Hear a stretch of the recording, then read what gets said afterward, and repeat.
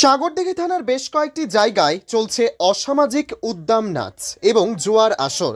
সেই মেলা ঘিরে জোর বিতর্ক তুঙ্গে। প্রশাসক সবকিছু দেখে নিশ্চুপ বলে অভিযোগ এলাকাবাসীর। উল্লেখ্য, শীত পড়তে না পড়তে সাগরদিঘি থানার অন্তর্গত মিলন মেলা ও বিবেকানন্দ মেলা সহ কয়েকটি জায়গায় মেলা চলছে।